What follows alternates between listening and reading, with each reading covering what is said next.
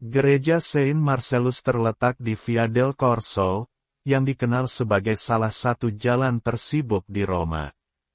Di gereja tersebut, terdapat patung Kristus tersalib, yang ajaib dan dihormati. Pada tanggal 26 Maret tahun 2020, salib itu dipindahkan sementara ke Vatikan, untuk doa Paus Fransiskus, yang juga pernah dilakukan 20 tahun yang lalu. Sebelumnya juga terjadi, tepatnya pada hari Minggu tanggal 12 Maret tahun 2000, Prapaskah pertama di tahun suci.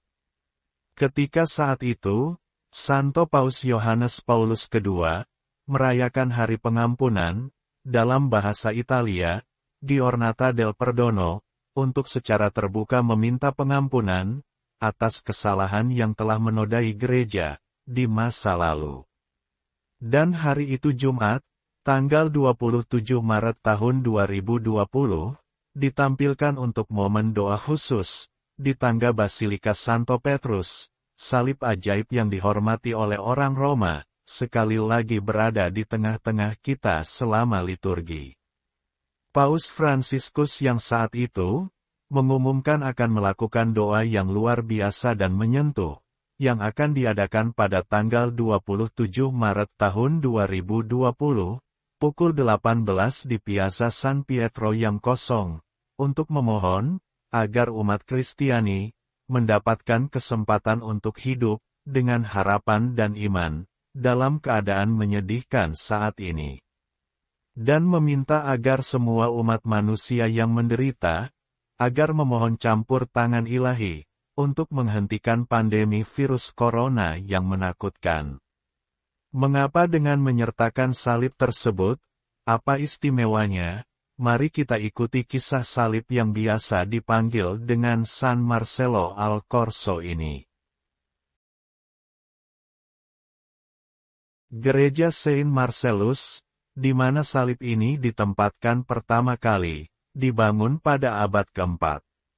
Penyebutan sejarah pertama tentang keberadaan di Roma dari sebuah gereja yang disebut De Marcello, ini ditemukan dalam dokumen, atau surat tertanggal bulan Desember tahun 418 Masehi.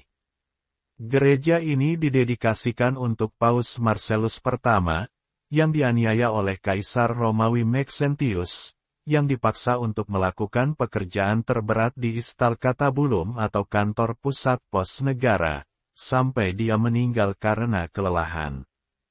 Kita bisa menemukan makam Paus Suci tersebut di sini, di Gereja Saint Marcellus. Pada tahun 1369, gereja ini diserahkan untuk dipergunakan, oleh Ordo Hamba-Hamba Maria, hingga hari ini. Pada malam, antara tanggal 22 dan tanggal 23 Mei tahun 1519, gereja ini terbakar hebat, api besar yang mengerikan membakar, meluluh lantakkan gereja ini, hingga benar-benar habis menjadi abu. Saat fajar tiba, orang-orang datang untuk melihat, mereka mendapati puing-puing yang masih berasap.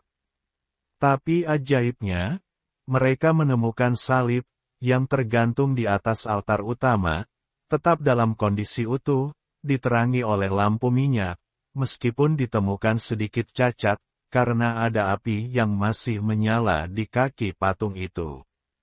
Mereka berteriak bahwa itu adalah mukjizat, yang dicatat sebagai keajaiban yang pertama, dari salib San Marcello. Anggota umat beriman yang percaya, berkumpul setiap hari Jumat, untuk berdoa dan menyalakan lampu, di kaki patung kayu itu. Maka terbentuklah komunitas, Persaudaraan Agung Salib Suci di Urbe, yang masih eksis sampai hari ini.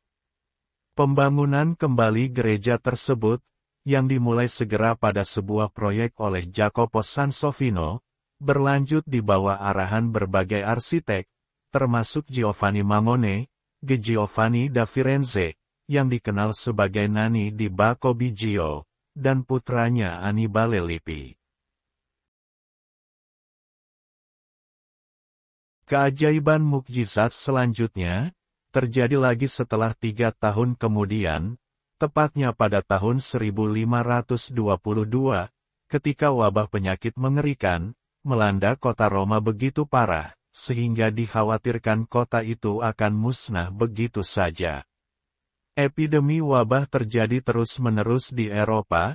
Ini terjadi lagi, setelah terjadinya wabah pertama yang dinamakan Black Death, yang selanjutnya muncul pandemi wabah kedua, pada abad ke-14, dan Italia tidak bisa terhindarkan dari wabah dahsyat ini. Seperti yang kita ketahui, Black Death adalah suatu pandemi mengerikan, yang pertama kali melanda Eropa, terjadi pada pertengahan hingga akhir abad ke-14, di antara tahun 1347 sampai tahun 1351, dan membunuh hampir 2/3 populasi Eropa. Pada saat yang hampir bersamaan, terjadi pula pandemi di sebagian besar Asia dan Timur Tengah, yang menunjukkan bahwa peristiwa di Eropa sebenarnya merupakan bagian dari pandemi multiregional. Kembali pada wabah pandemi kedua, cendekiawan Daniel MC Chan mencatat bahwa ketika wabah mencapai Roma pada tahun 1522, ada banyak kalangan yang menyalahkan Paus Adrianus ke-6 atas terjadinya wabah tersebut. Paus Adrianus ke-6 baru saja tiba dari Spanyol, dan dituduh bahwa dialah yang telah membawa wabah penyakit tersebut bersamanya. Sebagian kecil penduduk dapat meninggalkan Roma tepat waktunya, sebagian besar tidak. Wabah ini adalah yang paling mematikan kedua yang mencapai Roma pada abad ke-16. Ketika pandemi wabah kedua melanda Roma lagi pada tahun 1522, pemerintah setempat melarang setiap prosesi gereja untuk menghentikan penyebaran penyakit. Namun, beberapa umat Katolik melakukan prosesi 16 hari, mulai tanggal 4 hingga tanggal 20 Agustus tahun 1522, dengan salib dari gereja San Marcello al Corso, melintasi jalan-jalan di kota Roma, menuju ke Basilika Santo Petrus. Sebagai salib prosesi, mereka membawa salib kayu yang sekarang disimpan di Oratorium Santissimo Crocifisso. Salib yang dianggap sebagai ikon ajaib, karena selamat dari kebakaran hebat pada tahun 1519. Dalam keputusasaan, para biarawan hamba Maria memutuskan untuk membawa salib dalam prosesi pertobatan dari gereja Saint Marcellus hingga Basilika Santo Petrus. Pihak berwenang, yang takut akan resiko penularan, mereka berusaha mencegah prosesi keagamaan ini, tetapi orang-orang dalam keputusasaan kolektif, mereka mengabaikan larangan tersebut. Wajah Tuhan kita dibawa, diarak melalui jalan-jalan kota, dengan penuh harapan. Prosesi ini berlangsung beberapa hari, hingga waktu yang dibutuhkan untuk membawanya ke seluruh wilayah Roma. Ketika salib kembali ke tempatnya, wabah berhenti sepenuhnya, dan Roma diselamatkan dari kemusnahan. Menurut catatan sejarah setempat, ketika salib berkeliling di suatu daerah, orang-orang di lingkungan itu segera disembuhkan dari Black Death, sehingga setiap lingkungan berusaha agar salib bisa tinggal bersama mereka selama mungkin. Pada saat salib mencapai Santo Petrus, wabah mulai surut di kota, dan akhirnya menjalar ke seluruh semenanjung Italia. Akhirnya mukjizat itu benar-benar terjadi, semenanjung Italia terbebas dari wabah yang mengerikan tersebut. Orang-orang pada masa itu melihat ini sebagai mukjizat, di mana salib berperan sebagai pengantar doa mereka. Kardinal de Vico mendirikan sebuah konfraternitas untuk mempromosikan kultusnya. Kekuatan salib sekarang sudah 2 kali terbukti di mata orang-orang. Sejak 1650, salib ajaib selalu ditempatkan untuk sementara waktu di Basilika Santo Petrus pada setiap tahun suci. Sejak tahun 1650, salib San Marcello al Corso selalu dihadirkan pada setiap prosesi tahun pengampunan atau jubileum, seperti pada tahun 1675. Selanjutnya prosesi yang diselenggarakan untuk jubileum luar biasa, tahun 1933 sampai tahun 1934. Sekali lagi, selama Prapaskah Jubileum Agung tahun 2000, salib ajaib diletakkan pada eksposisi di altar pengakuan dosa di Gereja Santo Petrus. Di depan salib inilah Santo Paus Yohanes Paulus II merayakan Hari Pengampunan, dan Santo Paus Yohanes Paulus II memeluk salib ajaib tersebut. Sudah 500 tahun sejak Roma dilanda wabah yang mengerikan. Kini wabah yang besar dan mengerikan datang lagi, pandemi virus corona, melanda dunia, termasuk Italia.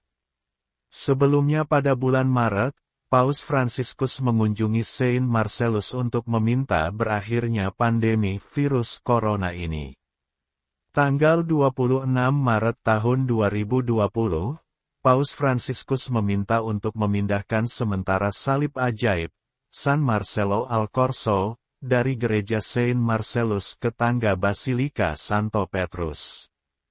Pada tanggal 27 Maret tahun 2020, Paus Fransiskus memberikan berkat, Urbi et Orbi. Paus membungkuk dan berdoa di depan salib yang ada di luar di lapangan Santo Petrus.